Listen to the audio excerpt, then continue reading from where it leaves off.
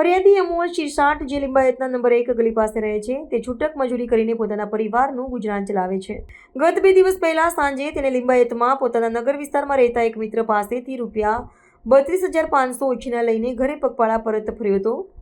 જ્યારે તે ઋષિકેશ એન્કલેવ નજીકથી પસાર થઈ રહ્યો હતો ત્યારે સ્થાનિક ટપોરી સાગર ઉર્ફે ઘોડાએ તેને રોક્યો અને ચાકુ બતાવીને પૈસા કાઢવા કોશિશ કરી હતી। તે વખતે ફરિયાદી ત્યાંથી ભાગી ગયો હતો, પરંતુ જ્યારે તે કેશવનગર સોસાયટીમાં આવેલા દેવનારાયણ કિરાણા સ્ટોર પાસે પહોંચ્યો ત્યારે ટપોરી સાગર અને તેના સાથી કૈલાસ ઉર્ફે કેલિયાએ તેને ફરીથી આંતર્યો। આરોપીઓએ ફરિયાદીને ગાળો આપી માર્યો અને ચાકુ બતાવીને તેની પાસેથી ₹32,500ની રોકડ લૂંટી લીધા। આરોપીઓએ ફરિયાદીને જાનથી મારી નાખવાની ધમકી પણ આપી। આ ઘટનાથી ડરી ગયેલા ફરિયાદીએ પાછળથી તેના મિત્ર દ્વારા હિંમત મળી અને તે લિંબાયત પોલીસ સ્ટેશન પર ગયો ત્યારે બંને આરોપીઓ વિરુદ્ધ ભારતીય દંડ સંહિતાની કલમો હેઠળ ગુનો નોંધાવ્યો હતો। પોલીસે તરત જ કાર્યવાહી કરી અને ગણતરીના ટૂંકા સમયમાં જ બંને આરોપીઓ સાગર અને કૈલાસને ધરપકડ કર્યા।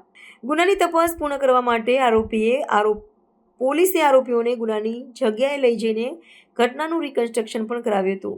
આજ રોજ લિંબાયત પોલીસ સ્ટેશનમાં દાખલ થયેલ લૂંટના ગુના અનુસંધાને આઈઓ સાથે રહી અને ફરી આરોપીઓએ જે જગ્યાએ ફરિયાદીશ્રીને ચપ્પુ દેખાડીને લૂંટનો ગુનાને અંજામ આપેલ તે જગ્યાએ ગુનાવાળી જગ્યાનું રિકન્સ્ટ્રક્શન પંચનામું કરવામાં આવેલું, તેમજ આરોપીએ કઈ રીતે ગુનાની શરૂઆત કરેલી।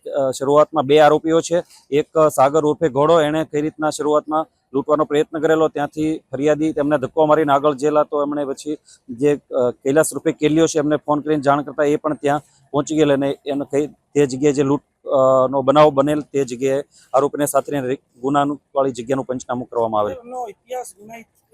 બંને આરોપીઓ રીઢા ગુનેગારો છે। અગાઉ 302 જેવા જધન્ય અપરાધમાં 2 વખત સંડોવાઈ ચૂકેલા છે, તેમજ ગુજસીટોકના આરોપીઓ પણ હોય, જેથી તેમને ગુનાવાળી જગ્યાએ લાવીને સબક શીખવાડવામાં આવેલ છે।